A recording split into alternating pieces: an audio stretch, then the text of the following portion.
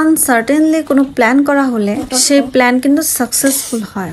All of my friends একটা plan করে ফেললাম, ছোটখাটো বাজেটের একটা পিকনিক করব। সো গাইস, যেই ভাবনা সেই কাজ, একটা পিকনিক আমরা করেই ফেললাম।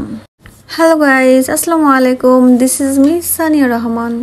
গাইস, প্রতিদিনের মতো আবার চলে এলাম একটি ব্লগ ভিডিও শেয়ার করতে। আই হোপ গাইস এই ভিডিওটি তোমাদের ভালো লাগবে, আর যদি ভালো লেগে যায় প্লিজ একটি লাইক দিয়ে দিও। খুব সকাল সকালে ভিডিওটি আমি শুরু করে দিলাম। প্রথমে রুমটা আমি ভালো মতো ক্লিন করছি। রুম গোছাতে গিয়ে দেখলাম রাতে আমার হাজবেন্ড লিচু এনেছিল, তো সেগুলো আমি জায়গা মতো রাখলাম। তার মধ্যে দিয়ে একটি আমি নিজেও খেয়ে ফেললাম, একটু টেস্ট করে দেখলাম আর কি। দেন ঝটপট রেডি হয়ে স্কুলে গেলাম। ছেলেদেরকে স্কুলে রেখে আমরা কিন্তু পিকনিকের বাজার করতে এসেছি। তাই ভাবলাম আমাদের শেরলি মার্কেটে কিন্তু একটা স্বপ্নের নতুন ব্রাঞ্চ ওপেন হয়েছে। একই সাথে হ্রদ দেখাও কলাবাচা হয়ে যাবে। স্বপ্নতে কি আছে সেগুলো দেখা হবে, প্লাস আমাদের যে প্রয়োজনীয় জিনিসগুলো সেগুলো আমরা এখান থেকে কিনতে পারবো খুব ইজিলি। এনিওয়েজ গাইস, স্বপ্ন থেকে যা যা দরকার ছিল সেগুলো নিয়ে আমরা কিন্তু আবার বাজারে চলে এসেছি।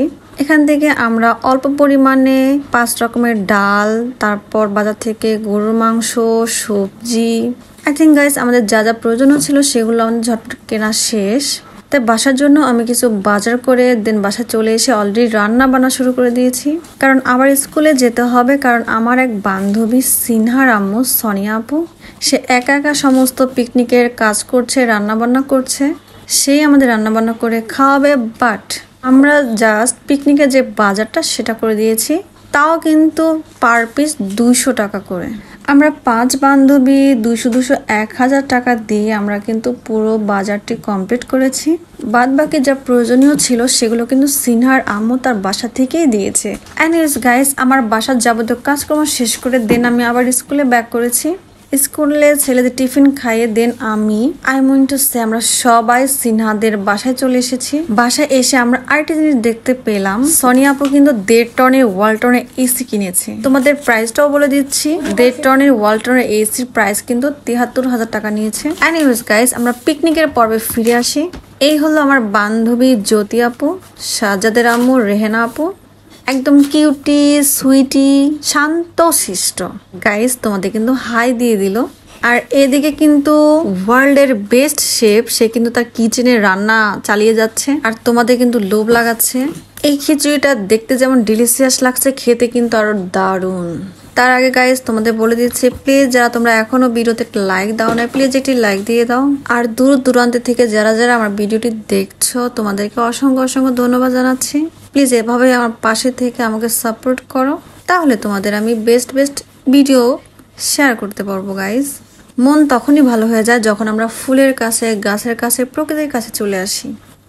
সিনহাদের বাসা কিন্তু 5 তলার উপরে, এত বাতাস, আমার কাছে মনে হয় না এখানে কোনো এসির প্রয়োজন ছিল। সো গাইস, তোমাদের সাথে আড্ডা দিতে দিতে আমাদের রান্নাবান্না কমপ্লিট।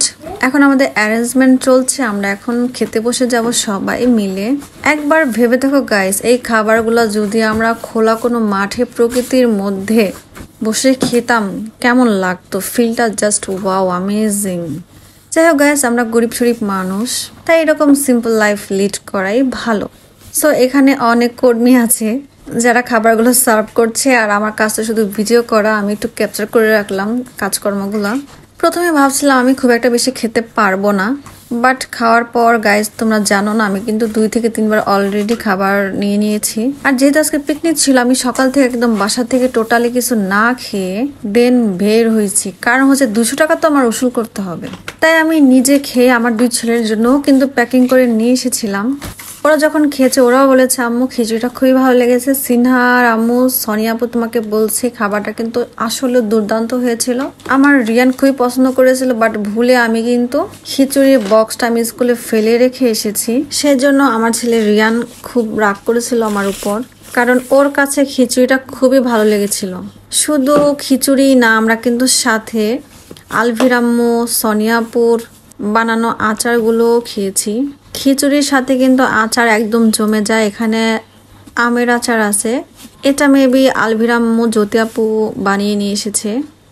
দুটোই আমি খেয়ে দেখেছি, অসাধারণ, খুবই ভালো লেগেছে। আমি আচার বানাতে পারি না, বাট কোনটা বেশি মজা হয় সেটা বলতে পারি। সো গাইজ, কথা বলতে বলতে কিন্তু ভিডিওর প্রায় শেষ প্রান্তে চলে এসেছে। এখন আমরা এখানে খাওয়া দাওয়া করছি সবাই মিলে। অনেকদিন পর খুবই ভালো লাগলো, অনেক গল্প করেছি, অনেক হেসেছি, একদম মন খুলে কিছুটা সময় বান্ধবীরা এনজয় করলাম, সেই সাথে ক্যাপচার করে রেখেছি তোমাদের সাথে শেয়ার করব বলে। দেখো গাইস, আমি কিন্তু খিচুড়ির সাথে অলরেডি 2 ধরনের আচার আমি নিয়ে কিন্তু খাওয়া শুরু করে দিয়েছি। আমার কাছে খিচুড়িটা আসলে অসাধারণ লেগেছে, একদম মুখে লেগে আছে। আমি ভাতে চালে খিচুড়ি খুব একটা পছন্দ করি না, পোলাও চাল দিয়ে কিন্তু আমি খিচুড়িটা আমার কাছে ভালো লাগে, বাট আজকে জানি না কি হয়েছে, আমার কিন্তু খুবই ভালো লেগেছে। সো গাইজ, তোমাদেরকে রিকোয়েস্ট করছি ভিডিওর পার্টগুলো যদি তোমাদের কাছে ভালো লেগে থাকে প্লিজ একটি লাইক দিয়ে দাও। আবার বলছি প্লিজ লাইক দিয়ে ভিডিওটা শেয়ার করে দাও, আর অবশ্যই কমেন্টস করে দিবে আমার ব্লগগুলো তোমাদের কাছে কেমন লাগে। যদি ভালো লাগে তাহলে এরকমই রেগুলার আমি ব্লগ বানাবো। এই তো খাওয়া দাওয়া শেষ করে আমি প্যাকিং করে আমার ছেলের স্কুলে চলে যাচ্ছি। দেন আবারও কিন্তু আমাদের এখানে খাওয়ার পর্ব চলছে, একটু আমরা আমের ভর্তা খাচ্ছি। সো ডিয়ার ফ্রেন্ডস, আমি কিন্তু ভিডিওর একদমই শেষ প্রান্তে চলে এসেছি। সো গাইস, সবাই ভালো থাকবে, সুস্থ থাকবে, আল্লাহ হাফেজ।